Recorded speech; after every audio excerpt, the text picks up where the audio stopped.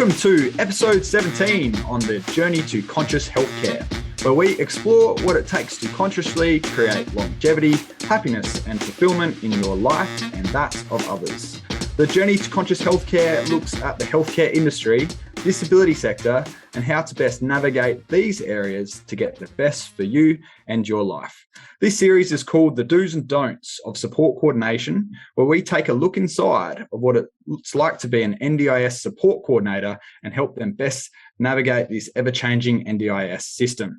Today's episode is number 14 in our series, and I'm your host, Trevor Keane, and I'm also the founder and CEO of Conscious Healthcare SA, an expert company that is known for high-quality healthcare services and transforming the healthcare industry in the disability space. Today's show is sponsored by Conscious Healthcare SA. At Conscious Healthcare SA, we provide high-quality NDIS healthcare services in the comfort of your own home. If you're interested in an easy and reliable way to navigate the NDIS and access healthcare services, please do get in touch. Today's guest is not only super knowledgeable and influential, he is also absolutely helpful to many as well. His digital presence does make it hard and doesn't do his career and background justice. What we do know about him is that he is extremely authentic, passionate, and committed to get the best for people with disabilities. And this comes with no surprise with his background as a developmental educator. Today's guest is Aaron Byrne from the NDIA. Welcome and thanks for coming on the show. Thanks, Trevor. Great to be here. Well, let's jump straight in, Aaron. I'd love to know, I hear it's a bit of an interesting story about knowing where you're from and all that. Can you tell us where you're from and what it was like growing up, please? Okay, thanks, Trevor. I grew up in Port Augusta, which is about 3 hours from Adelaide, where I'm talking to you from today. So grew up in a regional town. So what I find is when we talk about the NDIS, how the NDIS works in regional and rural remote spaces, there are a number of challenges that really present themselves for people in those spaces. So having my background growing up there and understanding a lot about how community worked for me, I think it's really important that I bring some of that knowledge when dealing in rural remote spaces. It's an area that's really I'm kind of, I would say, passionate about, because I do understand that there are a lot of gaps in how people get the services that they want there and misunderstanding around the NDIS. But what I find is the strength of community really can be useful to help people to be able to achieve. And sometimes that community is what can make people's journeys alongside the NDIS and life in general really fulfilling. Growing up for me, I was exposed to a lot of different sides of things. And as I was explaining to you before, we had times where people with disabilities were just incorporated into what we did. So it was really normalised. And that's something I think is really important for the NDIS and for the journey of participants going forward, is really understanding that, you know, different people need different levels of support and everybody needs support. And it's understanding that regardless of whether you've got a disability, regardless of whether you don't, everybody needs help. And that level of help really just depends on the individual. I think that's a really good and well-founded sort of approach and perspective. I think what I hear out of that is really community champions. I think that rural communities are very strong. I know from my experience being on council at Mount Barker, and Anne Ferguson, big shout out to her, the mayor at Mount Barker. She was really great at just picking out, you know, who are the local community champions and working with those groups to really get people on board. I think that there's a huge opportunity there. I know in your role, you're probably having to collaborate with those people and communities a lot, I dare say. And I'm curious as well, as far as what you find is the biggest challenge in rural communities. We've had a recent podcast where we had a roundtable series of people from rural communities, but I'd love to know from your perspective and what you're hearing, what the challenges are.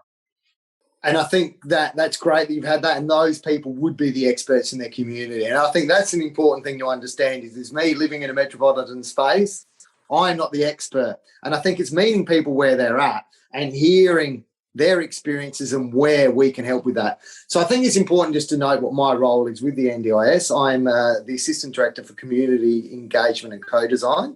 So part of our role is to go and talk to communities, talk to people about all aspects of the NDIS. Part of that is us giving information, but it's also understanding that information to be able to internalise it and be a conduit or a connection for those communities to look and get those things addressed. So a lot of the time, I think it's also in those communities, we talk a lot about thin markets. Now, I don't know whether it's a thin market necessarily, because sometimes there are people there in those communities who potentially have the skills to work with people with disability, but they might be fearful for whatever reason. And I think it's about broadening their horizons and making them understand that, you know, it's about meeting people where they're at and starting small and building that up.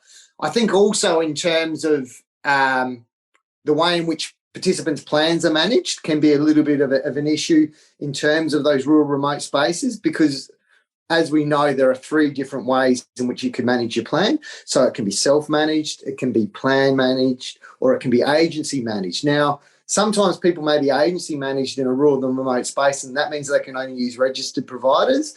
And that really makes it difficult for them to access those providers sometimes, because we've heard that books may be filled for those registered providers. There may not be a lot of registered providers.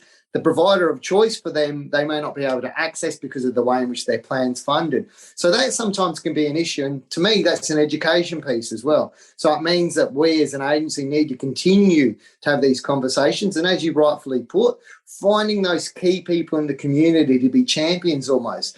This is especially important for us when dealing in Aboriginal and Torres Strait Islander communities, because I don't want to be the person that comes in and tells everybody how everything's done. I need to understand and give that information to key people in the community that are trusted, so people can go and speak to them at their own time.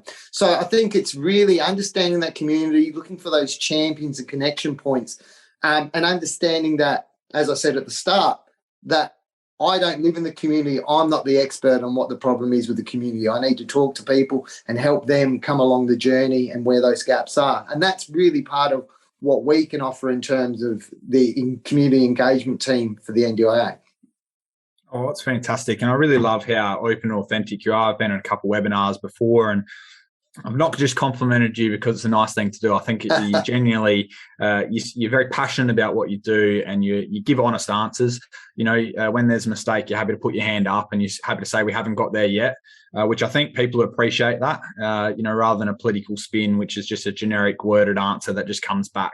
Because fundamentally, people want answers. I understand that we've got to toe a fine line as well, but I think it's really important as well that we do appreciate, you know, progress, and that, you know, we might not be there, but acknowledge where we are and continue to keep working forward, which I think you do a really good job at balancing that, because it is a challenging job, I dare say. I've been involved in politics myself, and I know it's a difficult space between the community and also the council, for example, when I was on council, but I think you do a great job of it. So. Thank you.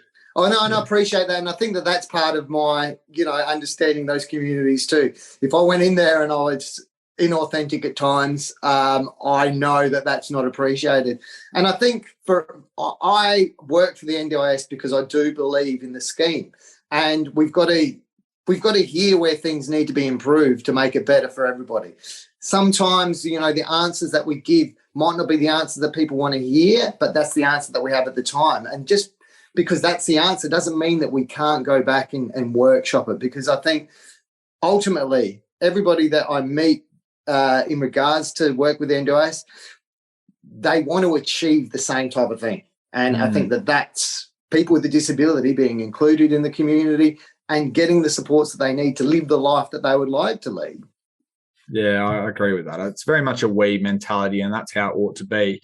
I'm curious as well, just whilst we're in the rural space, I might open it up. I was going to ask this later, but in regards to OTs within the NDIS, is there scope to involve or upskill other types of therapists that aren't at full capacity, so that we can serve the immediate demand? Now, I'm talking about your social workers, your physiotherapists, and your developmental educators, because I know if you go and ask a lot of OT providers what their wait list is, and some 6, 9, 12 months. So what's your take or thoughts on that perspective? 100%. I think that everybody serves a role, and I think that building the capacity around that is kind of what we do. So, you know, we talked about OTs, but I think in another example, if we're talking about remote space, is a GP. So understanding what's required for that access information. So, it doesn't always have to be an OT. It can be a social worker. It could be a developmental educator.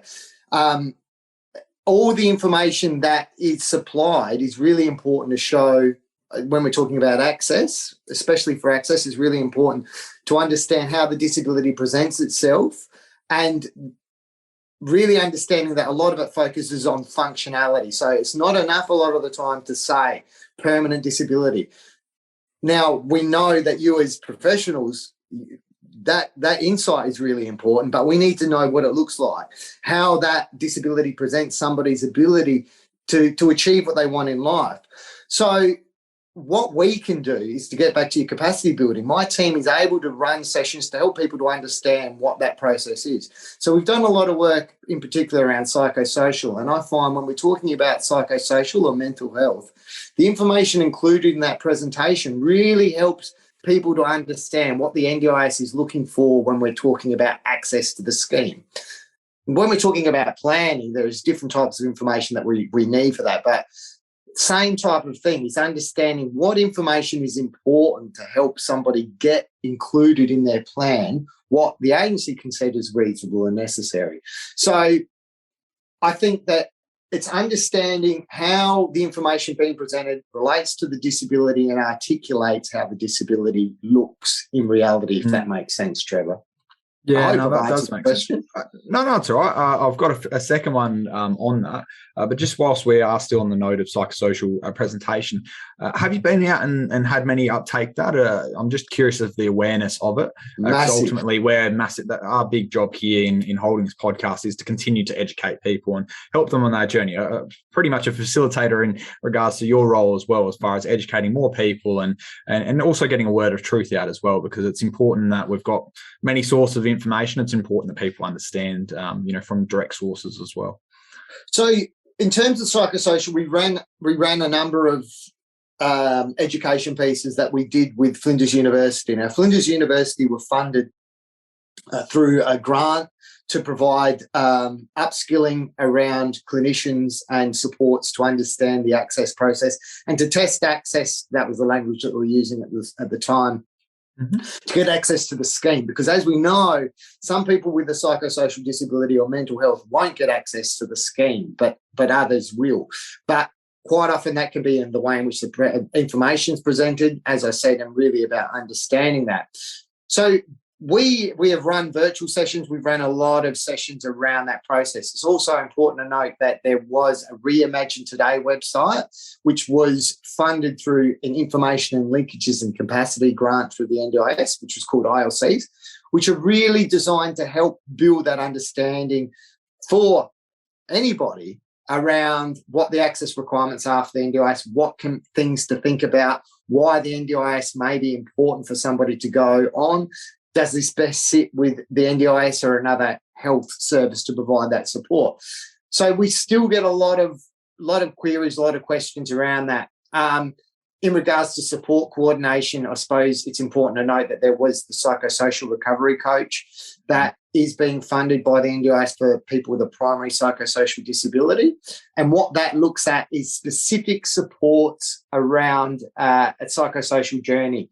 So they could have two types of supports. A participant could have either a lived experience or an educational background recovery coach. Now, the educational background means that they've had experience working within a mental health participants or a psychosocial participants and understand how to support somebody through that journey. And it's more specifically around understanding those mental health supports. So that's just something, as we're talking about support coordination, it's something to note as well. But that participants can either have that support coordination or psychosocial recovery coach. And how that's funded is there's a block of money. Participants can choose to have one or the other. But this is really around having that specific support around their disability. That is something that the agency brought in because we were finding that for mental health, some of that support coordination is a little bit more intensive initially and maybe draws back later on. So I was making sure that the funding within that support matched the requirements for that level. Yeah. Okay, no, that makes sense. I might jump back into my OT question that I had before a little bit just to further as far as when we do get reports. So we talk about FCAs quite often as, functional capacity evaluation. I'm curious as far as, does it matter what name's on the ticket? Does it have to be occupational therapist, or is it simply that it is completed? So for example, if you have a look at developmental educator, or maybe if you partner a physio with a social worker, if you had those collaborate together to then be able to get a report together, is that same, or does it have to be maybe from an occupational therapist, for example? Often we like to have whoever's filling out that report be most closely aligned to that disability. However, for those functional reports, it would have to be somebody from a clinical background. Normally, those clinical backgrounds cover the gamut of what we talked about. So it doesn't necessarily have to be an OT. It can be other professionals that have that registration within the field. But what we like to align it to is what's more closely aligned to that disability. So potentially if somebody had an intellectual disability or autism, somebody from a social work background, DE background may be better suited. Maybe if somebody had a physical impairment, an OT may be somebody better to fill out some of that information. But in general, it's really about how that clinical skill and how that aligns to the use of that tool, if that makes sense. If the further information is required, we should, and I say we should because I know that sometimes there's differing information in terms of somebody looking to get access or to get their planning. People can have that conversation and ask if there's anything further required around that. Yeah, okay. No, that makes sense. And I suppose what's really interesting there, I guess, is because out in the field, it does seem as though everything has to be from an occupational therapist. And what I'm hearing is that's not true. Is there potentially a bias in regards to whether it be planners or that they just want to see it from an OT? Just because we've got other people that are doing these reports, an ABAS assessment might be an example, or you've got Vinlands and all the other different assessments out there. We won't go through all of those. Yeah, there's many. But I'm just talking about capacity building as far as, hey, we don't have enough OTs out there. All the unis put their hand up and acknowledge that. What I'm saying is, how can we get other people seen so that they're not waiting on a 6, 9 or 12 month wait list to get what they need? But then there's this fear that I'm hearing out in the community about, hey, if it gets done by a social worker or a DE or something else like that, it might not be listened to, so I'll wait.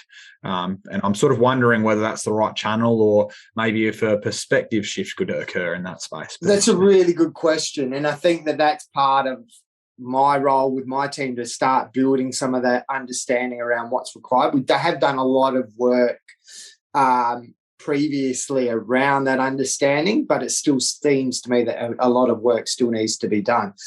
Now, to your point around the planners, sometimes the information, and the planners have a very high caseload and they work really hard to be able to achieve what they need to achieve. But sometimes information that we give, so when I say we, the community engagement, that is the updated information. And sometimes with the planners and their workloads, they may not be updated around that. So that's not making excuses, but it's kind of giving that background as to why some decisions might not be the way in which people believe that they would be. So for us, it's just continuing to reinforce around what type of information we need to see for the access and what type of information is really valuable for those planning conversations. So I suppose to answer your question, for us is to continue to have these conversations, and as people are feeling that they're not clear on information, what my team does is that we have a speaker request form, a third-party speaker request form, and we can facilitate presentations on particular topics that people want. So, for example, understanding information for planning. We've ran sessions like that. We did sessions particularly for people that were working with diabetes, for example, and what could be included in a plan for a person with a disability in relation to diabetes, health-related supports and the like. So what we really look to do is to build the capacity of the community and clinicians to be able to understand the scheme more. So that's something that if there are people online or there are people that are wanting specific topics covered, we can do that. So getting back to my point before, that's how we did the psychosocial presentations. We could see that there were some issues in terms of access and understanding around planning. we teamed up with Flinders University, who had funding to do some GP education, and we worked together to be able to do that. So always looking for people to be able to tell us where those gaps in information are so we can build capacity further. I think that's the answer that I'd be giving, is that if we know where those gaps are and people do reach out to us, we can help build that capacity, not only for the community, but for clinicians also. Oh, it's fantastic. I think it's a good response in regards to you filling a gap there, a knowledge gap, and then equally as well, it's nice to know that not everything has to be signed with an OT ticket as such. It's really about what's best for the participant, right. Because I think that really helps us enable a bit more capacity. I know, for example, we were talking about rural earlier, and there's a social work degree that gets done by a UniSA up at Whyalla. They've got nurses and social workers, very common along with teaching. And there's a lot of social workers that are up there, but I know that the wait time for OTs up there is astronomical. It's huge. And I'm just sort of thinking, well, if there's some ability for people to partner a physio or a DE and a social worker or something else like that, and maybe you still have an OT involved, but maybe it's a collaborative approach, and it just means that more people can get seen in a shorter time, which at the end of the day, that's what my goal is to have people get seen and have the option, and not just sit in a wait list or, sit there not knowing what's going on, because that can be alienating. Sometimes if the phone's not ringing, you feel like you can get forgotten. I know that that's the case for a lot of participants. So having said that, we were jumping onto access before. I've got a question here, which is where do people get stuck and who can help? I think you've answered a bit of it, but maybe just a succinct version of that, if you may. Yeah, so, okay. I'll give you the spiel around the access. So here we go. The access to the NDIS. Yeah.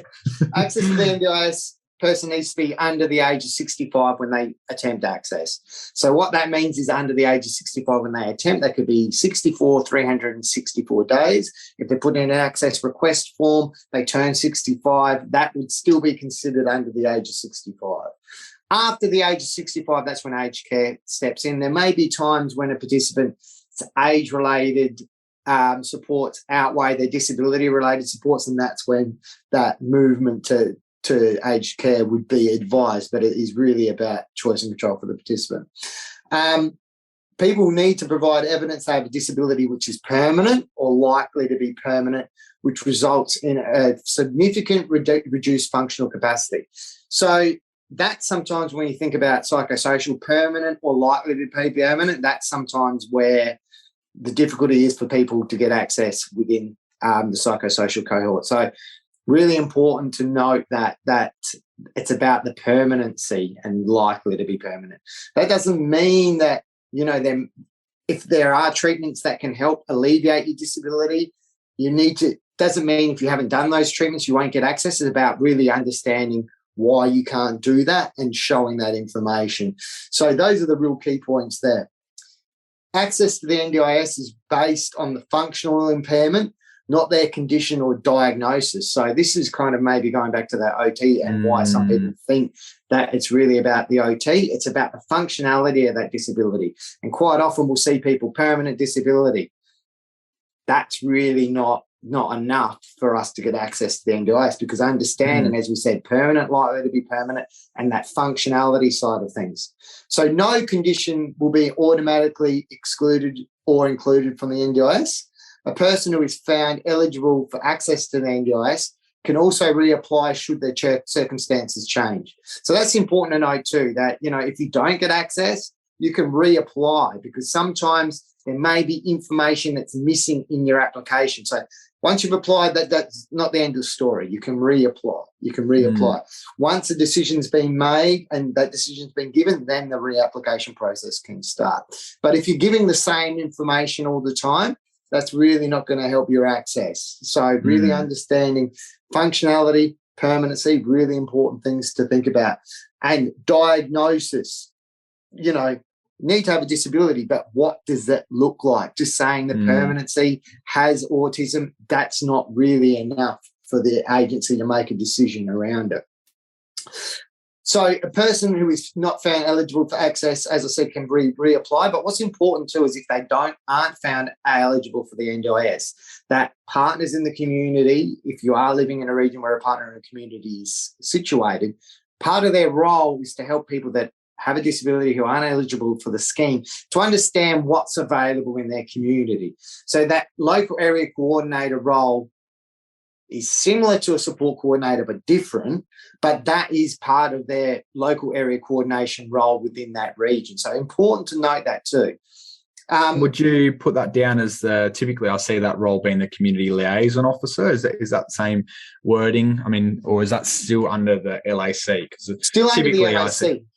So what we say is really good pick up there. But and it's, as you know, we're talking about the agency, there are so many acronyms. So PITC, which is the partner in the community, which encompasses all of those roles. So if I think about Port Augusta and Whyalla, that's Mission Australia, talking about South Australia, sorry.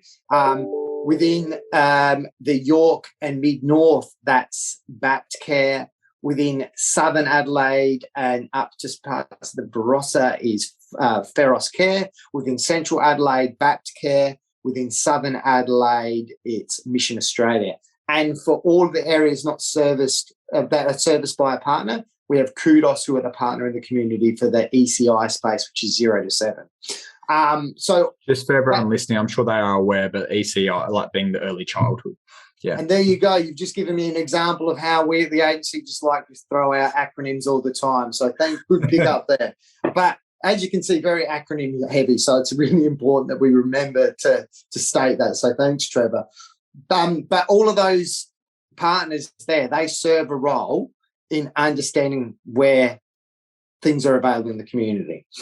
In 2020, the NDIA released the Participant Service Improvement Plan, which is, you're probably thinking, what has this got to do with anything? Which is really important for us because it states out the tangible actions to deliver a better NDIS. So what these are is timelines in which we're stating that things need to be achieved by. That's available on the website, and it's a really good resource to keep us accountable, the NDIS accountable for what we're supposed to be achieving. On that timeline, it says where we're at now in terms of achieving those goals. So I'm really happy that we're doing that, because sometimes people are like, well, this time frame on this hasn't been achieved. What's going on there? That's your your guiding light to say, okay, chase this up now, follow it up further. And as I said, keeps us accountable for what we want to achieve. Now, saying that there are still delays, but as I said, that gives you that green light to maybe go, well, this should be done by now. I've got to chase this up.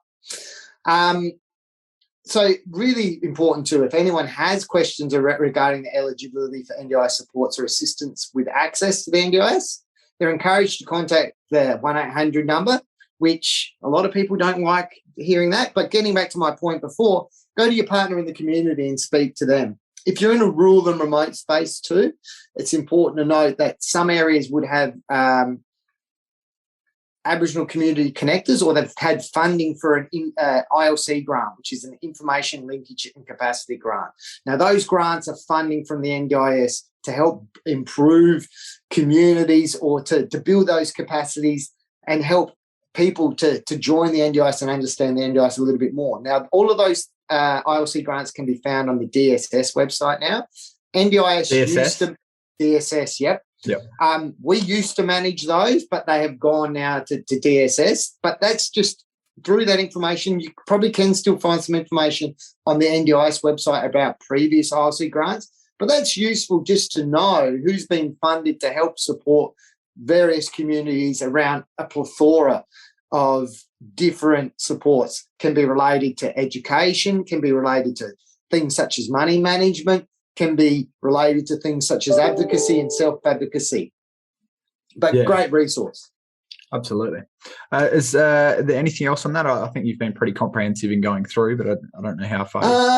I think it's important to remember that the access that we have on the NDIS website, there is the Act that we have, and it states the things that people have to achieve when they're getting access to the NDIS. So it's really important, if somebody is being supported, to write information that these are the things that have to be hit when somebody is, or covered when somebody's looking to access the NDIS. So I would say that that's a really good resource to know what type of information that we need to be able to get somebody access to the scheme. That's I think, really important to know. Oh, that's fantastic. And for anyone else that's also interested in walking through that, I've got an educational series that I've done myself, which is one of the other podcast links. All the links from today's episode will be in the show notes. And when you do get that, it literally walks end to end. And I'm also doing some webinars coming up about just helping people get onto the scheme, because we understand that it's a huge barrier. And any sort of questions you have, please shoot them through as well. I think it's always I'll good to note get on that active. one then, Trevor, I think the areas that we know at the agency where we're doing a lot of work on at the moment is around Aboriginal and Torres Strait Islander communities, and also culturally and linguistically diverse communities. So called communities as well, and Aboriginal and Torres Strait Islander communities. So that's an area where we're trying to get better at supporting people from those communities to go through that access process and understand what the process is. So we're looking to do things in language and making things, supporting things such as remote community connectors and the likes to help around that. Oh, that's fantastic. It sounds like there's lots out there. I think it's just about getting it filtered, which hopefully your LACs are assisting with that, or your partners in the community. And also just, speaking to a health professional as well, someone that's involved within the disability sector, so the NDIS, because we must make it very clear that not every physio or OT knows everything about the disability sector. So I think, and no one even in it knows everything about it, but it is important to know that if you are in the sector, you're going to be way further ahead than someone who's just working privately. So it's really important to know that we're speaking to people that are knowledgeable in the space, because when you're cracking necks and backs as a physio, as an example, it's a lot different to them working with, people with disabilities and also writing these reports and all that. But I won't jump too much more into that. I thought I might jump into early intervention. Maybe a silly question, maybe not. But with respect to if someone doesn't meet access, for example, can they then meet early intervention? Or do you want to walk us through that and maybe some examples? I was sort of thinking of stroke and GDD being probably a good example, maybe in that space, but you probably have some better ones. Great question. So early intervention support is available to both children and adults who meet their early intervention requirements. So decisions on access to early intervention are made in accordance with the NDIS Act. So once again, NDIS Act, it's very lengthy, but all the information is included in there, especially around the access side of things. Good resource available on the website, publicly available. So the purpose of early intervention is to lessen the impact of the person's impairment upon their functional capacity by providing support at the earliest possible stage. So that's a mouthful, but it's about making sure that if somebody gets that support earlier, it may lessen the extent to which they need the NDIS long-term or the level at which they need it. So, for example, when we talk about the ECI space, early childhood, early intervention, 0 to 7, that's early intervention. It's so quite often people that get access don't get full access to the scheme until after 7. That's not saying that they don't, but that's where that intensive support is seen to bring that support level up to a level that is considered standard for schooling and the likes. It's also intended to benefit a person by reducing their future needs, as we said, building the capacity of their carer. So especially in the ECI space, helping the carer to be able to understand their role, understand the supports that they have to supply, and supporting a participant with a disability. Under early intervention, the supports are based on individual needs. So examples and circumstances can vary. So a prospective participant will meet early intervention requirements if they meet each of the following requirements. So this is really important to note. So the person has one or more identified intellectual, cognitive, neurological, sensory, or physical impairments that are or are likely to be permanent. Once again, that permanency comes through. Has one or more identified impairments that are attributable to a psychiatric condition that are or are likely to be permanent. Is a child who has a developmental delay, and the NDIA is satisfied that the provision of early intervention supports is likely to benefit the person by reducing their future needs for disability-related supports. The NDIA is satisfied that the provision of early intervention supports will benefit a person by mitigating or alleviating the impact of the person's impairment upon their functional capacity. Functional capacity, once again, you see key words. to undertake communication, social interaction, learning, mobility, self-care, or self-management. On that, communication, social interaction, learning, mobility, self-care, or self-management. Really important things to consider when talking about access. Now, I know we're jumping all over the shop, but these are just things that are important to remember. And it's important when talking about access that only one of those needs to be exhausted to be able to meet that permanency. So not riding to multiple areas. I think really understanding around one of those areas. So if we're talking about psychosocial, it's normally social interaction, self-care, or self-management that are the key indicators around the access information that we're looking for, if that makes sense. Getting back to, jumping all over the shop, but getting back to around the early intervention. So it's really about preventing the deterioration of such functional capacity that people have. So if things are going to drop off, it's about maintaining that level of support, improving such functional capacity, or strengthening the sustainability of informal support available to a person, including building the capacity of a person's carer, and the NDIS is satisfied early intervention support for a person is most appropriately funded or provided through the NDIS. Now, this relates to Section 25, number 3 of the NDIS Act. So once again, the Act states this information in it. Really important to think about. These are kind of like your cheat sheet almost. These are the things that you have to hit in order to get that access to the NDIS or for those early interventions. For all children under 7 years of age, except for children diagnosed with the condition on list A of the access to NDIS operational guidelines, the NDIA will first consider whether the child meets early intervention requirements before considering their disability requirements. So as I said, that point before, quite often in that 0 to 7 age group, people will just get access, will get access to the early intervention. Then when they reach that cutoff of 7, that's normally when they will test the access then or look to get onto the scheme. So I know I haven't given you specific information, but I've given you a broad overview of it, Trevor, because the reality is when we're looking at a participant, it's really about individualised. So sometimes, and this sounds like a cop-out when we talk about the NDIS sometimes with people, can I spend it on this? Can I get this? Can I get access to that? Can I get access to this? Well, it really depends on the individual, and as we've gone back to those points, that functionality of their disability as to how that affects their ability to lead the life that they want to lead, which in turn really helps us to understand what can be included in a plan for a participant. Yeah, no, I think that's you covered a lot of information in there. I'm very curious. It opens a few doors there, I guess, in regards to with early intervention. I've got a couple here, which is like maybe how often is it used, and also is it used well? And it seems like the justification particularly needs to be about saying, hey, if we do X, will we likely get Y? So, and I don't know how prescriptive that is. Obviously, I understand that things may change, but generally speaking, you can get a relatively good rule of thumb as to where people might start and then end up landing from with a good bout of therapy, and then they engage with it, obviously, because if they don't engage with it, you're not going to get the outcome. So back to my first 2 questions there, which was how often is it used, and is, in your thoughts, is it used well? Oh, tough question.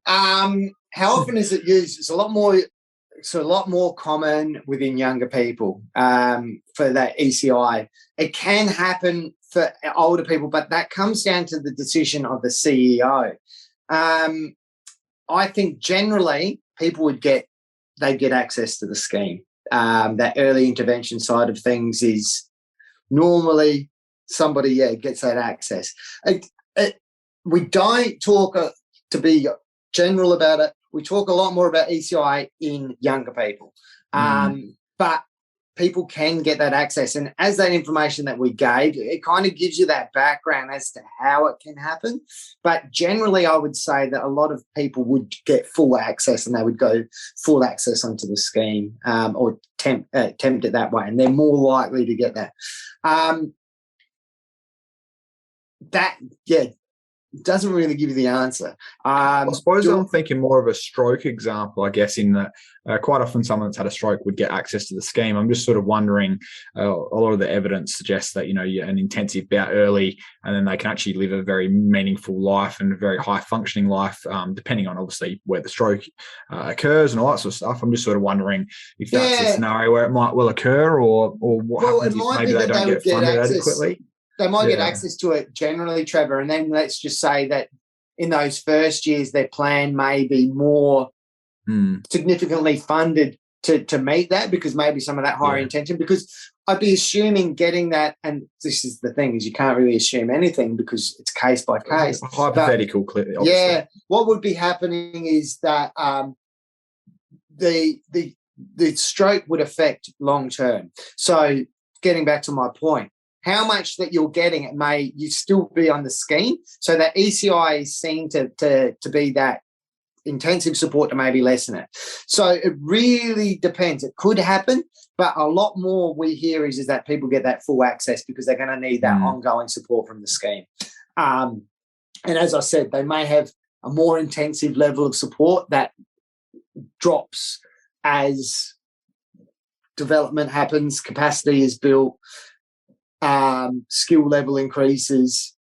And what about if it's diminishing returns as well? Is that also factored in? So as far as you still got the therapy happening, but then maybe they're not improving, sort of thing? Is it get a point, I'm assuming? Yeah, so if the therapy's not improving, I suppose what we'd be looking at is once again, it's about understanding plans shouldn't plateau. I think that's an important thing to remember is that they flex up and flex down. And that's why we have the planning timeframes that we normally have, is to ensure that level of support. So if we were saying something like that, they may have a shorter plan to review that more regularly to ensure that it's funded adequately.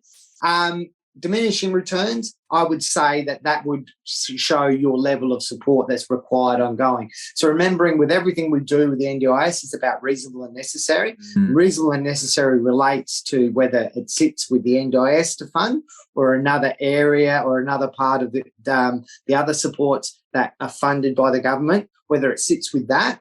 But in terms of, as you said, the diminishing returns, in terms of that therapy, it would be that the plan would flex up to react to that, if that makes sense. And that's what should be happening, because your ebbs and flows, your plan shouldn't go like this, because our lives don't just go like this. Things change. I suppose the follow-up question, I've got support coordinators asking in my ear, not literally, but obviously I've got it come in the back of my head, is in regards to, say, if something does need to flex up or down, the response times and responsiveness to it. So and you probably know this potentially a loaded question, but not too much. I'm just trying to really flesh it out, because we do know that, as an example, I might see someone as a physio and then within a month they literally could be in very catastrophic conditions if they don't get the funding. Sometimes that gets put in a too hard basket. It shouldn't, definitely shouldn't. But sometimes it can take too long to then have the review, get the funding, get the reports, all that sort of stuff. So what do you do in that situation? Because there are times where it does need to flex up. And I also know that there's a bit of that challenge that we've still got going on with the hospitals and getting discharged, bed blocks. So we've got a few different things there. Is that on the hit list? Is that on the hit list potentially? Yeah, so in terms of the hospital discharge, so we do have a health liaison officer. So the health liaison officer's role is to help when people are discharging from hospital, to be able to have the correct information there for them. If they have, as you said, often if somebody's gone in hospital, there's going to be a change in circumstances when they exit. So that's important to note, that if things do change in a participant's life, we do have that ability to do that change of circumstance. And as I said, the participant service guarantee, so time frames and blockers, etc. That's the blueprint to be able to hold the agency accountable for what we achieve and when we're supposed to achieve it. So can we delve in on that? Because I think that's a great point. So let's say it's not met. Now, I know sometimes it obviously is and sometimes it's not. That's how life works. What would you suggest a support coordinator does? Because this is a typical question. This is a 101 support coordination question. I'm going to shoot myself in the foot here. And all that sort of stuff. Yeah. I'm going to shoot myself in the foot here and probably open the floodgates. But as for a lot of people, the community engagement team is the only access that you have to the NDIS. It's the only people that you see from the NDIS. So part of our engagement when we're talking to stakeholders and the like is if there are participant issues, we're a conduit for the agency. So we can direct it towards where it needs to go, get some follow-up. Now, in terms of that, we may not be able to give information to the support coordinator due to the consent on the participant's plan. But we can make sure that it gets followed up, and then we can say we've done our follow-up, they are speaking to the participant, et cetera, et cetera. That's something that we offer. So I would say if those things aren't working, always go back to the planner, and the planner's name should be on those plans. But if that's for those not listening on the front page, typically it's beautiful, on excellent, yep. Thank you. Yep. Otherwise, it can be emailed through to my team, which is community.engagement. No, I've changed it. I'll have to give it to you because I'll if you flick it through, I'll make sure it gets attached. Beautiful. I might not chuck it exactly on the show note, but no, because everybody will be hitting it up. So I won't be that rude to you there. No, but I think that what that helps us because, as I said, in terms of the engagement, it helps us to understand where further development may be required in the community, where further development may be required internally to understand some of those things as well. So that's something we can do. Also, the 1-800 number, but I know that some people would prefer to be able to go through somebody. So that's what we can offer. I'm quite happy with the responsiveness that we do get when we have those issues. And as I said, obviously it's helping the participants, it's helping the community, it's helping support coordinators, it's helping everybody to get those issues addressed. But it also helps us at the agency, as I said, to understand where further development's required. And especially in, as I said before, a rural and remote space where sometimes the issues are a little bit different to what they may be from a metropolitan setting. In regards to the stuff around, getting back to that point around people exiting hospital. Now, sometimes, and this is once again where my team, we share this internally, is understanding that there are those intersectionalities where maybe it's not the NDIS, maybe it's not health, but there's another barrier to people exiting. So boundaries, this is boundaries again now, is it? Like you've got different health services, right? Yep. So, for example, health's done everything right, NDIS has done everything right, but there's no housing for a participant to exit housing. So what do we do then? So we're engaging, in terms of my team, we're engaging with SA Housing, and SA Housing are doing an education piece for us to understand a little bit more about the housing and how that works. But then from their perspective, we're helping to build their capacity around the NDIS, helping them to understand what the NDIS can cover, how they can work better with support coordinators. So I think that this is, for my team, it's about that info gathering, where further do we have to go in terms of their education. Now, from that intersectionality, then that's for us too. We're talking to state directors and saying that this doesn't really sit with the NDIS, this doesn't sit with health. Somebody needs to do some work at a higher level around understanding what is expected from housing in regards to supporting people. Well, it sounds great that we've not got a hole, because I think that boundaries was going to be its own topic here, which is one of the big bugbears that I hear from support coordinators all the time. It's like, okay, it's the SA government sort of problem, or this is NDIS, or it's not, it's education. I mean, a typical example would be if you use a school example. In fact, maybe we'll delve into this briefly, but like, say as an example, in a school setting, you've got a child that's got autism. Typically it's autism SA that, they want to get involved, right? Autism SA, let's get them out to the school. And then hopefully that we get a funded support through that. But the lag time on that is substantial. The wait time from Autism SA is pretty substantial, not due to any of their own faults. They're a big organisation. They do great work, and fundamentally they're busy because of that.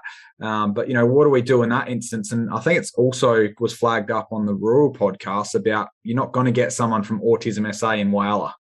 You know what I mean? So then what do you do? Like, there's still those types of situations coming up. I mean, maybe I'll just leave it to you to answer as best as you think. Yeah, I think so. For my teams, we have what we call a BAU, or a business as usual, who we meet with regularly.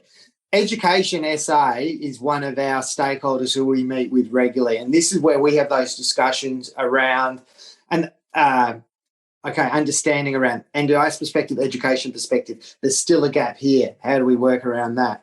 And I think, some of that stuff if you're talking about WILA with Autism SA getting there, some of that sits with those business decisions that people have to make about whether they're going to go to an area, et cetera, et cetera. But I think it's about, from an agency perspective, then we're doing some work and there are some various tools available that show heat mapping of where participants are. So let's just say there's potentially a lot of participants in WILA from a business perspective. Autism SA could look at that and then go out there.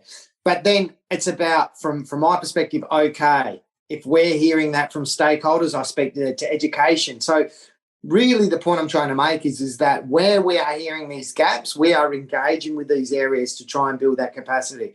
The problem that we've got is sometimes all of us can see where the issue is and how to alleviate it, but working through systems, sometimes it doesn't happen as quickly as what we would like it to. So for my team, the engagement team, it's really important that we are making sure that we do connect with everybody that touches all of those areas of a person's life with a disability, so that they are over what the NDIS is supposed to be covering, what they are covering, and then where those gaps are so we can continue to work on it. So I know that there are still those massive gaps. There's still those thin issues. It's work that we, I suppose, luckily there's still a lot of work for me to do so I can stay employed, but it would be great if we could alleviate this a lot quicker. But I suppose the positive thing we can take out of it is that people are talking, they are working on it, and they are looking for ways to address it. Back to your question around education. Having said that, it sounds like it's really about then getting flagged up and acknowledged as well. I mean, like, we've got an internal system to flag up in regards to things that happen for us, and then we've got a list of issues or opportunities, however you want to look at it, that we work on. So is it simply an email through to your team and then that gets flagged up if it's a repeated sort of thing? Because I suppose one of the things we want to avoid in this industry is, rather than just having a whinge on Facebook and these different areas, is let's actually raise it up. If it's an issue, let's get it dealt with. Because it's, you're very collaborative here, working through stuff. Let's be like that. Let's make a better NDIS. I know we've got frustrations, but if we can work through those things, that's far better than wasted air really on just complaining, because we're not actually moving it forward necessarily. I think that's a beautiful way to put it. We, as you've stated, I'm a developmental educator. I'm working at the scheme because I do believe in this scheme. I do believe that, and I see positive things that happen with it. Are there things that we can improve? 100%. But if we don't know and we don't talk about them, how can we affect them? And I think, information like you've just said, so if you're working in a remote place and you're saying X, Y, and Z, that helps us to know why we need to go to one of those regions and what type of work we need to do in that region.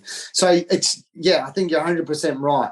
It's about collaborating, and, if you think about an organisation, for example, it's about understanding what work you can do, what you're good at, and who's good at other things. So, I think building the capacity for people's understanding around the NDIS is one of the great things that you do, but we can do that as well if people are wanting that. So it's multiple kind of, I think what's good is sharing the knowledge and giving people the knowledge so then they can share that knowledge further with everybody. And that's what it's about in terms of our engagement.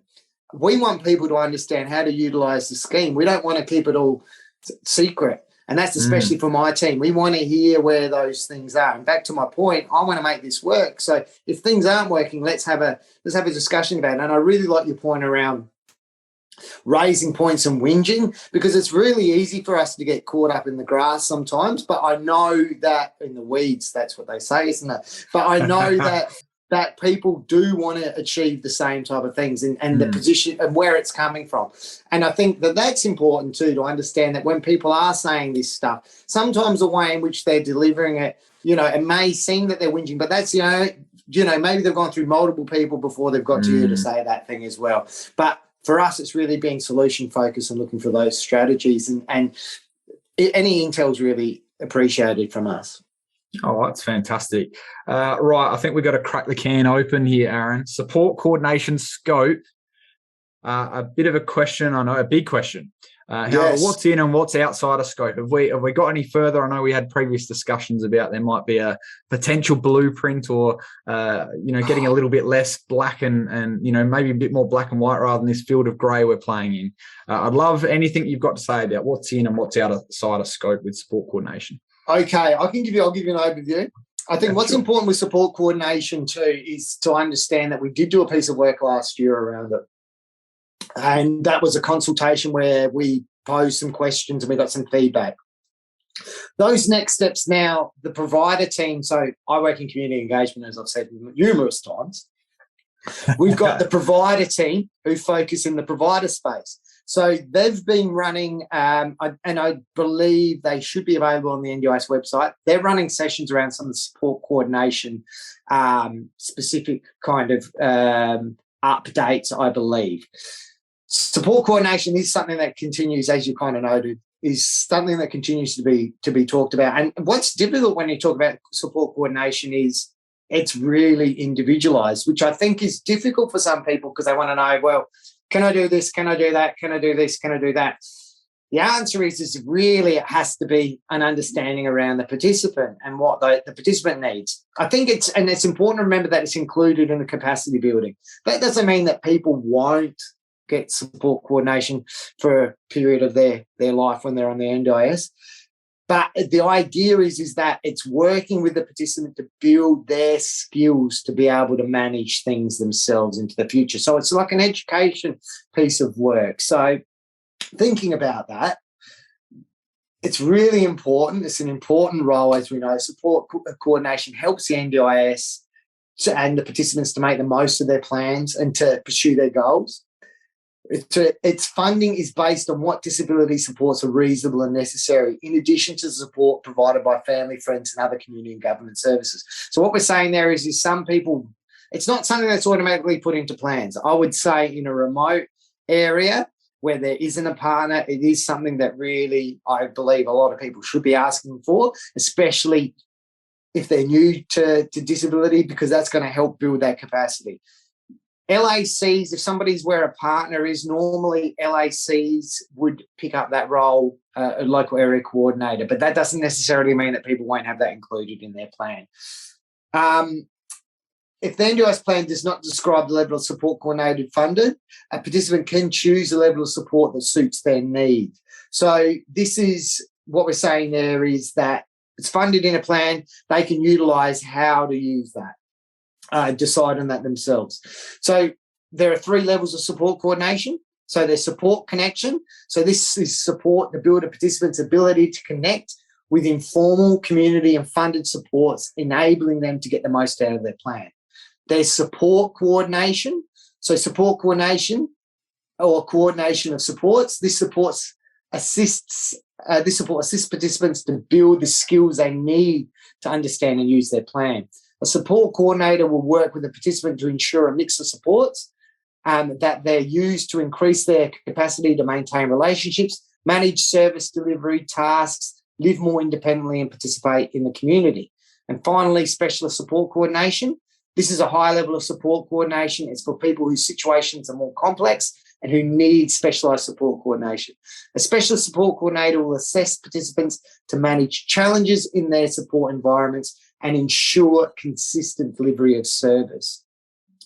Important to note, specialist support coordination, people need to be registered with the Quality and Safeguard Commission to provide that.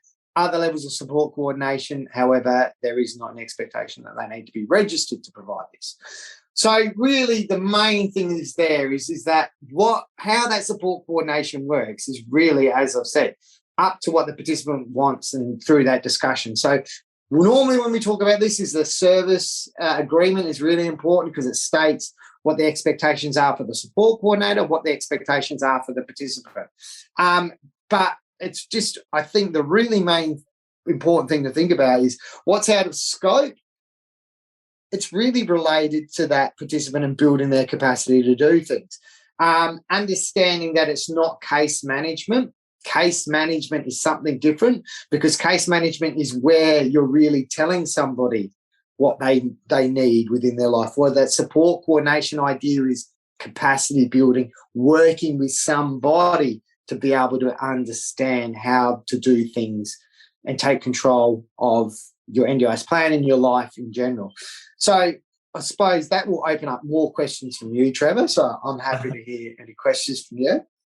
Oh, I suppose the biggest one that comes up quite often is that support coordination isn't crisis support, and that's a big one that sort of comes up. And what should we be doing or not be doing? I mean, from what you're saying there, it's almost like there needs to be some level of maybe not a skill matrix, but like as in here's some of the deficits that has been identified or areas for improvement. If you want to look at more, rather than a strengths-based approach, but here's where you can improve, and then how do we work with you on doing that, as opposed to, then on the flip side, you've got crisis support, getting the phone called all the time. Like, where should a support coordinator be playing or not? Obviously, you're saying that it's dependent.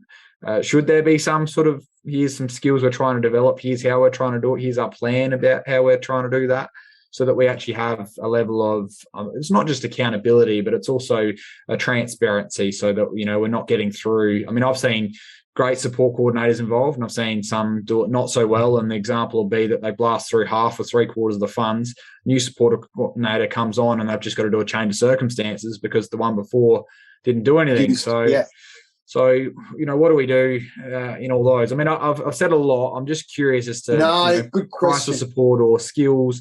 A plan in place that we're working towards. Like, is there an ideal version of what it may look like? Or is there not? I think it's how long's a piece of string. I think, in terms of crisis, I think as that support coordinator, it'd be knowing where to go for that crisis support, or whether there is that a review or change of circumstance used. In regards to your point around the support coordination being exhausted, I would say if there are those concerns around other people using their support coordination, or they feel that their support coordination is not being used adequately for a participant, it's important to note the Quality and Safeguard Commission, although it's only meant to look at registered providers, it has the ability to look at unregistered providers. Also, there is the complaints line on the NDIS as well, so you can raise that there. I suppose that's just an aside if people feel that level of support coordination is not being delivered. In terms of the crisis care, what we'd be knowing is what is under that reasonable and necessary remit around crisis care. So crisis care, you'd be thinking around some of that maybe related to mental health. So does that better sit with the mental health system? Do we need a change of circumstances within that plan? Has something changed in terms of what they need support around? Have those instances within a participant's life changed? So that's where the support coordinator may be getting in contact with the NDIS and doing something along those lines. And I think, remembering if there is a change of circumstances, we have that avenue to make that adjustment to make sure that the plan meets those needs. I'm trying to think of what the other points were, because there was a lot in there, Trevor. I think the biggest thing is it's a challenge, because, you can see a support coordinator can feel pretty helpless if they're in a situation. Maybe they don't have many informal supports, which people that have got informal supports, that tends to work out better because you've got other people to make sure that the ball doesn't get dropped. But when they haven't and you're that only person, you can understand that then the support coordinator is in a bit of a predicament. Even if it is best funded by another service, they ain't got anyone else to rely on. So it's, I know it's not black and white, but it is challenging, as you can understand. And this is part of the problem, I think, too, is when we talk about other services, and this is important to note, that we talk about those other services, that is not funded by the NDIS, and there may be a gap. NDIS isn't funded to fill those gaps. But saying that, if you say that service is meant to fund everybody, we've kind of touched upon it before. I think there have been examples of people going to services that are meant to be for everybody, and they will go to that service and they're told, "Are you on an NDIS plan?" "Yes." "Oh, we don't deal with that." "No." And that's where that gap kind of comes in. So gap in knowledge, gap in funding. So that's where, once again, if we're hearing those things, that may be an education piece for us to go and have those discussions about it. So really, it comes back down to, I suppose, where there are those gaps being seen, that we are an avenue for people to raise that information. But it's that conversation piece, Trevor, and I think, picking up that there are those issues and it would be great to have a solution. Sometimes that solution is not developed yet, but if we don't know about it or we aren't having that discussion, it doesn't allow us to focus on it, if that makes sense. I know it sounds like a bit of a cop-out. The answer I'm getting out of that is potentially a provider team comes in and gives a presentation, and we'll get the community support coordinators together, and hopefully as a community everyone can get a better picture, because everyone's got their own different version of it and they have to make that up. But if we can get a little bit clearer on that, it doesn't have to be black and white, but less grey would be much appreciated from many. I'll hear that time and time again. And I think that this less grey, 100% less grey would be much appreciated by everybody. And I think that this is part of that work that is being done with that support coordination. So getting back to that point I said before around, we've done a consultation piece where we'd ask some questions around support coordination. This is where those next steps are. So support coordination is, I know we're hearing that there is what you stated, that what do I do? Is this in remit? Is this out of remit? Can I do this? Can I do that? And that's why the agency has done that consultation piece, and we are doing further work around engaging support coordinators around that information to hear where the issues are and how we can do further work around addressing it. Yeah, no, that's perfect. Right, reasonable and necessary. How is this determined? Is there a blueprint? Is there a checklist with boxes that we need to tick there, or is it more about value for money? I might let you just jump in and answer. Yeah. So you're in the know. Value for money is important. Remember that it isn't the cheapest option. So on value for money, it's important to think about what's going to get the most bang for buck and what's going to be the best investment and outcome for that. So quite often it won't be the gold standard, but participants can add money on top of that to get a gold standard if they're looking for some AT or some reasonable and necessary decision around that. So I'll just add that there. We fund, being the NDIS, a number of supports and services which may include education, employment, social participation, independent living arrangement, health and wellbeing, all of those things. As we said, we have to make a reasonable and necessary decision around it, which we'll explain a little bit more. So when we talk about reasonable and necessary, it must be related to the participant's disability, must not include day-to-day living costs, not related to your disability support needs, such as groceries, for example, should represent value for money. As I said, that value for money is the thing that it's going to be the best investment for that participant. So, will require longevity, all of those type of things, meets the standards, meets the needs of the participant. Must be likely to be effective and work for the participant, and should take into account supports given to the participant by other government services, their family, carers, networks, and the community. So what is deemed reasonable and necessary depends on each participant. So general answer, it depends on each situation, so we have to make an assessment for them. During the planning process, the NDIA works with the participants to understand their current individual circumstances and review all information provided at the time to make decisions on reasonable and necessary supports. These decisions are made in accordance with the NDIS Act. When making decisions on supports appropriately to be funded by the NDIA must take into consideration what is reasonable to expect family, carers, informal networks in the community to provide. So important to think about this, age appropriate.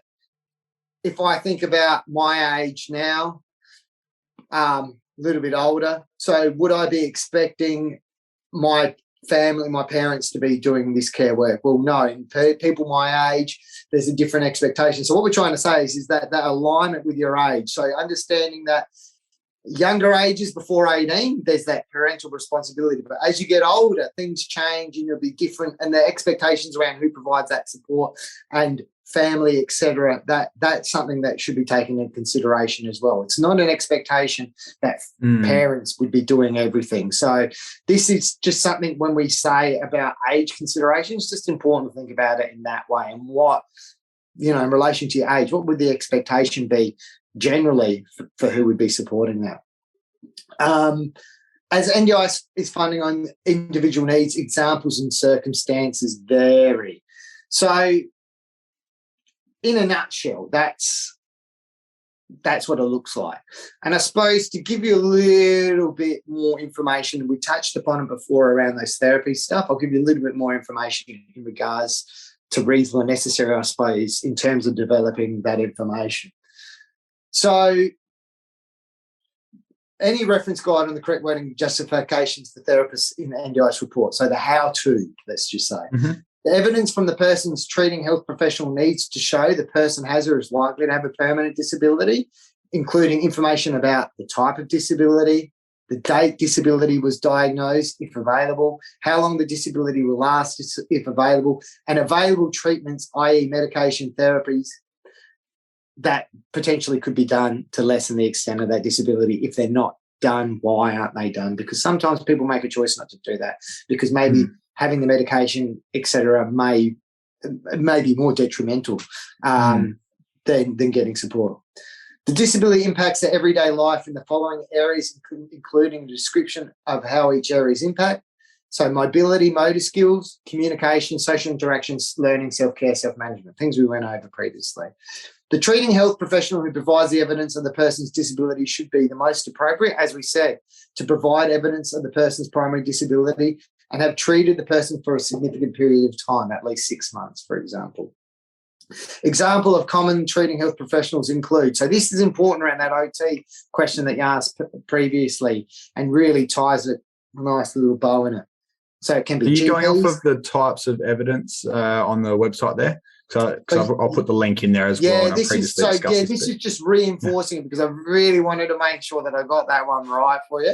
Because with the OT stuff. Very full aware. Yeah, no, I know my knowledge, but sometimes I want to make sure that it gets it right because this is the other thing is we want to give you the right information. And I think this is important to note that sometimes when people talk to the NDIS, can't give you the answer there, let me take it away and get something back to you. Quite often it's not that, I could give you an answer, but I want to ensure that I'm giving you the correct answer because if you go away and I give you the wrong answer and you put the information in, what's that going to do? It's not going to really be good for either one of us. So that's just important to note that sometimes that's why you might get that answer sometimes from the NDIA or the NDIS.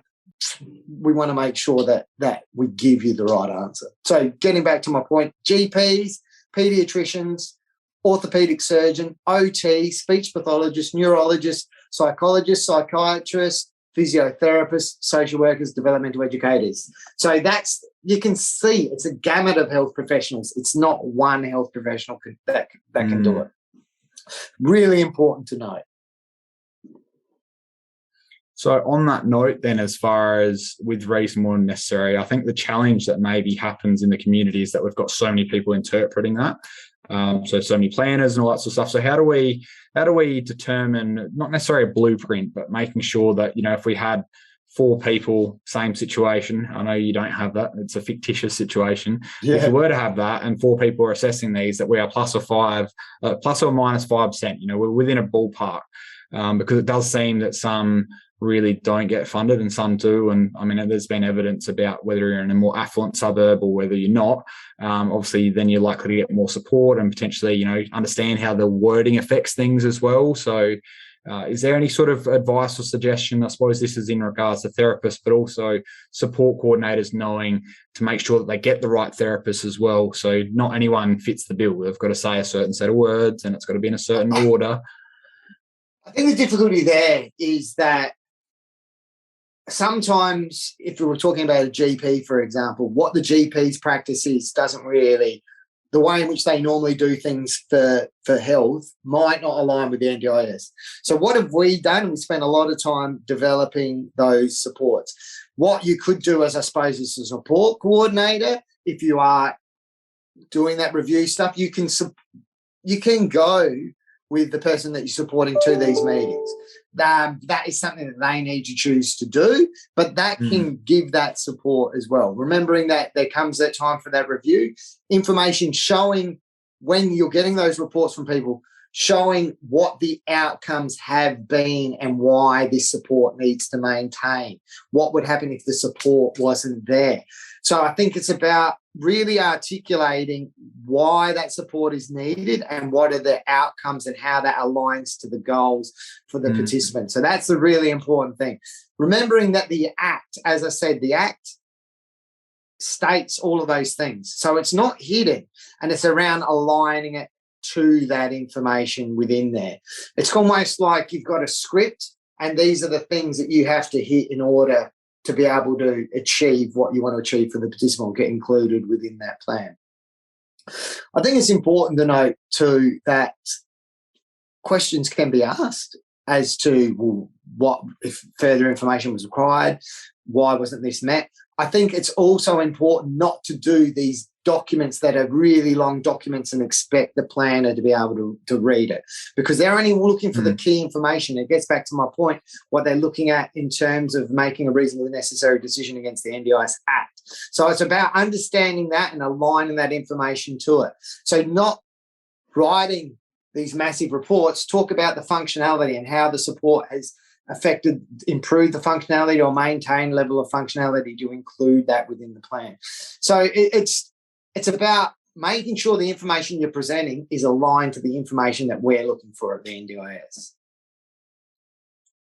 Yeah, that makes sense. So it's not really about a 40-page report. It's more about, it's, what will happen with it, what will happen without it. There's a few of the different things I heard there. How does it relate, in regards to the disability, and then the impact of without, once again. Functionality too, Trevor. Functionality is the big word, functionality, and how your disability prevents your functionality from engaging within the community. How that support has improved the ability for the participant to be engaged within the community, how that has support them within their goals. It's all about all of those type of things. So remembering the plan saying what the participant wants to achieve, how does that money that you've spent and that support the participant has purchased allow them to achieve what they've achieved. So, if you think about it from a support coordination point of view, through the support, the participant has developed their capacity to do this, needs further support, using that evidence to show where maybe those gaps are and further trainings required as to why something needs to be included.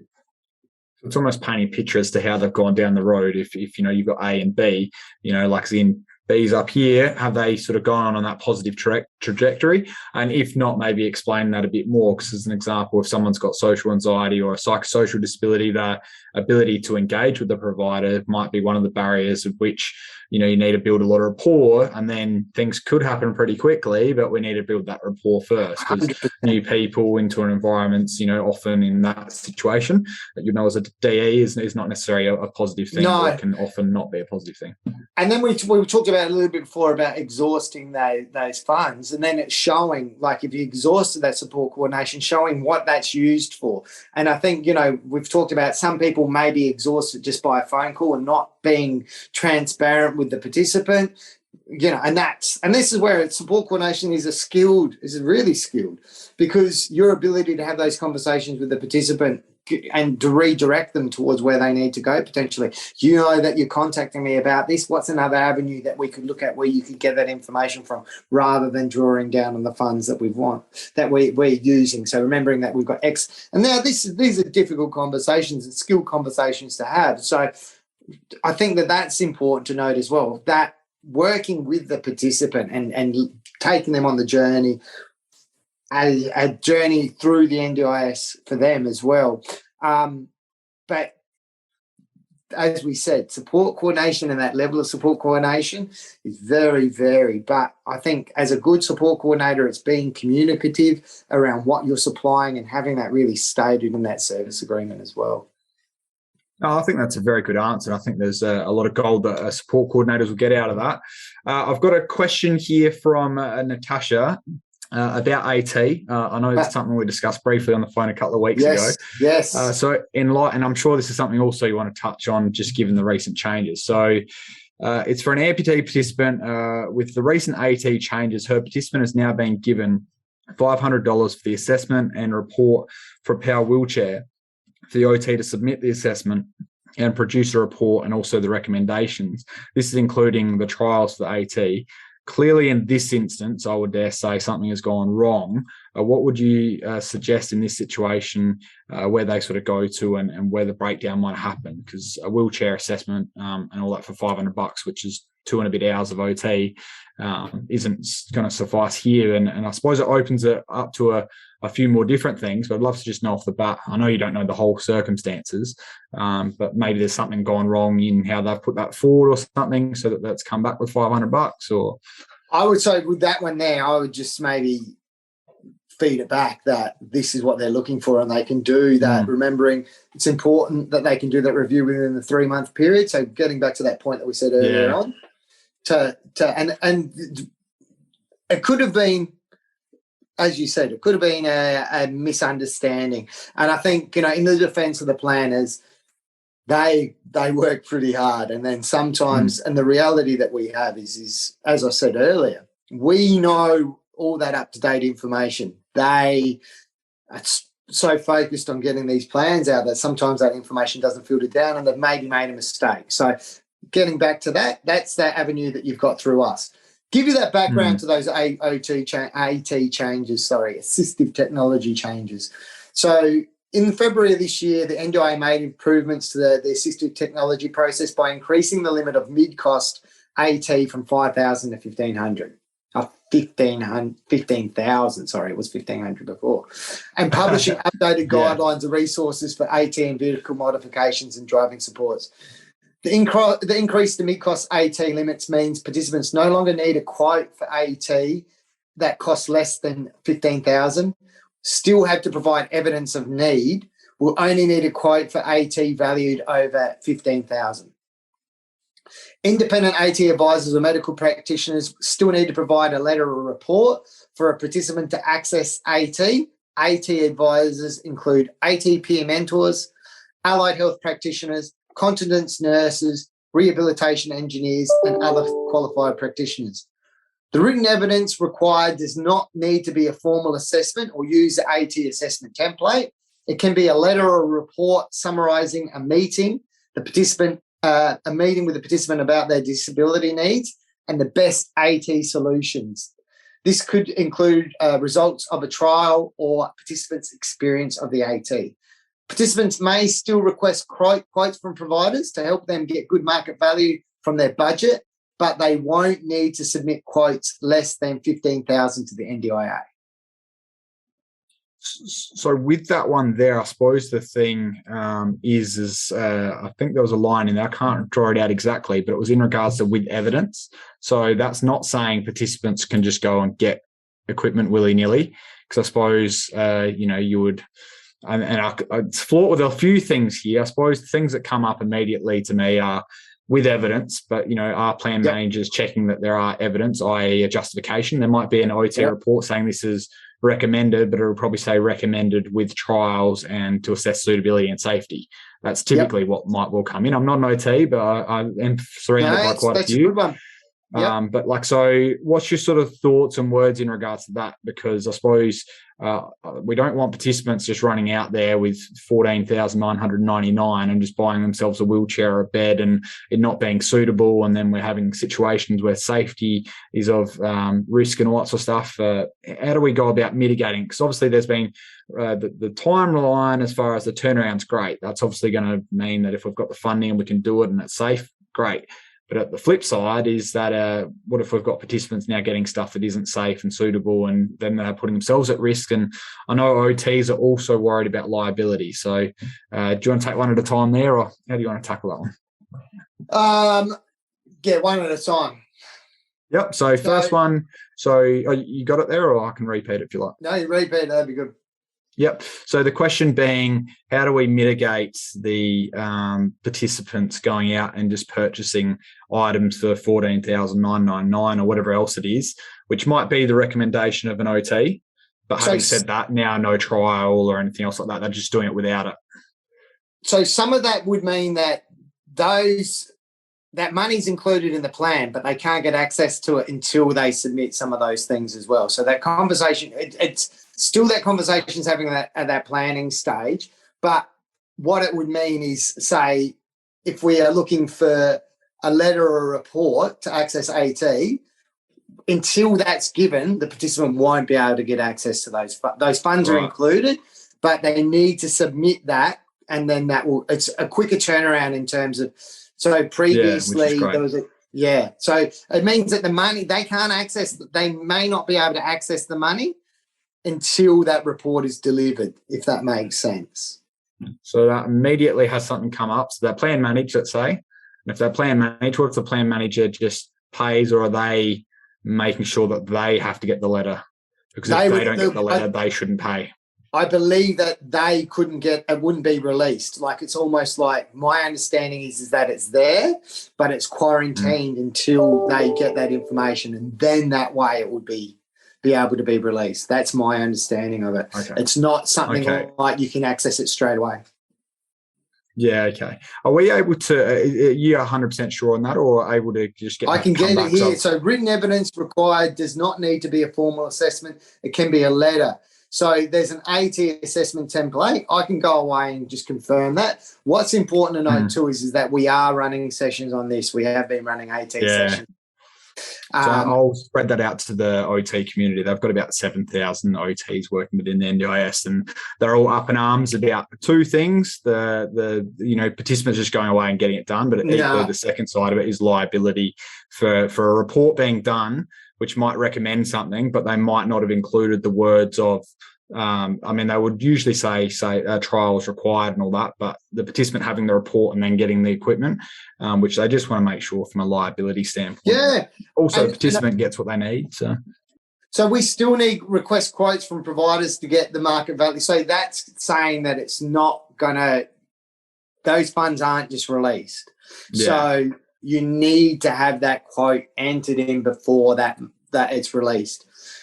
So that's the other thing there. So there are mechanisms in there to protect it. So within those sessions, we're doing a health session on the 7th of this month and the 13th of this month as well. And those sessions are focused on health clinicians and building their understanding around the changes to OT. We've done sessions directed at participants as well. Mm-hmm. So it's trying to be multi-tiered so that we don't just give information to one group, we're giving it to both groups so they're all clear on it. Because I think part of on your feedback from the OTs around people doing that, it's about then maybe potentially participants saying that, providers saying you could do this. So it's equipping participants with the same information so they're aware of what they can do, what a provider can do from their stage. But it's important to know around these AT changes have only come in recently, I think within the last month. I don't think I know, within the last month.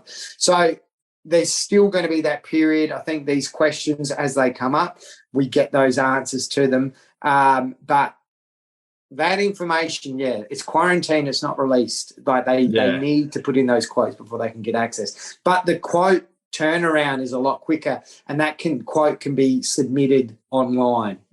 Oh, that's perfect. So I think that will put a few OTs' mind at rest.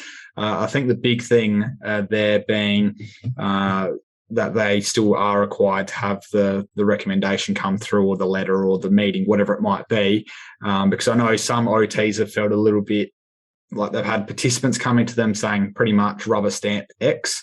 So I want this, come and just rubber stamp it for me. And it's sort of, it's going against completely the fact that they've got skills, tools, and abilities to go and assess and say that, hey, this is appropriate or it's not appropriate, because it's not just money. It's also in regards to the safety and also the risk that's involved. And there's risk on all ends, because if you recommend a bit of equipment that's not correct, that then comes back onto their insurances as well, which is one of the big things that came up. So I think you've answered that fantastically well. And I think the other thing to do with it, Trevor, is the reasonable and necessary as well. So the thing is that's important to know, that remembering that just because you want to purchase something, it needs to be reasonably and necessary aligned. And there are, as you perfectly put, professionals we need clinicians, we need all the professionals because they've got the expertise in their area. We're making the decision around the funding, but to release those funds, as you've rightfully put, they have got their professional standards that they have to adhere to. And if they're breaking that, 100% get it from them. And that's why those mechanisms have been built in. Yeah, no, that's perfect. I reckon, is there anything else you want to add on the AT? I'll definitely add in the show notes about the health sessions. I think that'd be great. be great to get more people onto I those. would just really encourage people to go to those AT sessions. They're being hosted by Dr. Lloyd Walker. Now, the 13th is that last session, but once again, we should have the ability to be able to facilitate those sessions if people are wanting further updates around the AT stuff. Yeah, no, it sounds perfect. I reckon it's come to that time, Aaron. So what we've got is our last question. It actually leads on to something we spoke about before. So let's pretend it's 20 years into the future and we've achieved success in the disability sector. What does it look like? What does it feel like? Paint me a picture. Well, for me, I think we talked about this before. I like to think of the NDIS. I know it's focused around disability, but it's a mechanism for change in general, I think, for more inclusive communities for everybody. And that's what I would like to see, that people, I can go down to the shop and somebody with an intellectual disability is serving me at the shop. I can walk down the street and people with a disability are out and about in the community. That's what I see as my aim, because, you know, we don't live in a society that is, you know, for look at myself, shaved head, has a moustache. Everybody's different, and everybody brings something really unique and important to the fabric of life. So, you know, I think it's really heartening that we see someone like Dylan Alcott being recognised as the Australian of the Year, and that's a real mechanism for change, I think, and people seeing people with disabilities as contributors to society. That's what I would like to see, and not just people with disability, people from all cultural backgrounds and different backgrounds, you know, being together and being happy. I know I laugh because it sounds like a utopia, but it really shouldn't be, because it's not. It's the society we live in, and I think it's seeing the value in everybody. And, you know, through my experience, people with disability got a lot to value add to life, and a lot of insights, and a lot to teach everybody else. And I think it's about teaching each other through our experience and through what we do. Oh, absolutely. I think you've hit the nail on the head in many regards. Dylan Alcott's massive fan in regards to inclusivity, and especially in regards to employment as well, making sure that number moves, because it hasn't moved for 30 years. No. He was saying in his speech he gave to Australia Post recently. And I think also the resilience. A lot of people with disabilities have got resilience which is unparalleled to others. I'm not saying it's not present within the general population, but clearly having to overcome that on a daily basis has made them become resilient. So 100%. 100%. And, you know, the thing I would say about employment in rural and remote, I think sometimes rural and remote do a better job at including people with a disability in employment.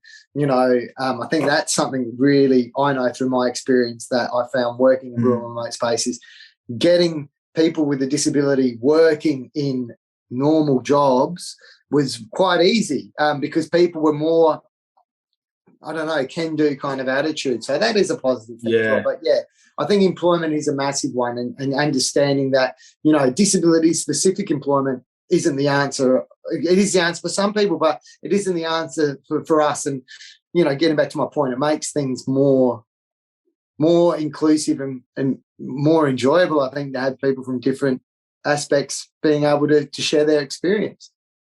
Absolutely. We've been talking to Aaron Byrne from the NDIA. Where can people go to find out more it is about what you do and learn more about the NDIS? Particularly, I know you mentioned earlier off the before the podcast about the stakeholder monthly meetings that you have. So any sort of way to get in touch would be great. Yeah. So we've got an inbox. We have what we call a monthly stakeholder huddle, and what that is where we give information out to the community, to various stakeholders, so people that come from, you know, they can work, clinicians, whoever. And what we like to do there is to give updated information around what's going on with the scheme, because as you'd all be aware, things happen regularly with the NDIS. This is a way in which we can ensure that people get the latest messaging, but then also we can hear what's going on. So for us, if people are interested in joining that, we have a community.engagement.westcentral inbox. So the inbox is community.engagement.westcentral@ndis.gov.au. And if you send an email there and say, I'd like to come to the stakeholder huddle, we'll include you in the invite and you can come along to that. And what If you don't choose, you'll get the notes. So it's just a way to stay abreast of what's going on. And for us, it's really good because we can get intel for what's going on in the community. And as I said earlier on, it helps us direct where we need to focus attention. The other thing is we talked about the speaker request form. So the speaker request is available online on the NDIS website. So you can go there and use the speaker request form to talk about what type of presentation or session you would like, and we can facilitate that for you around all aspects of the NDIS. And hopefully you'll be able to see us with, touch wood, with COVID lessening, we'll be out about in the community a little bit more, so we might be able to see you there. But any questions or anything outside of this, happy for you to direct them towards Trevor, or you've got that inbox and send us an email. And yeah, happy to provide any information we can. And if it doesn't best sit with us, we'll direct you towards where it does. Fantastic. Well, thank you so much for your time today, Aaron. You've been extremely knowledgeable, and I'm sure you've helped out many people listening. Thank you very much, Trevor. My pleasure. Thank you.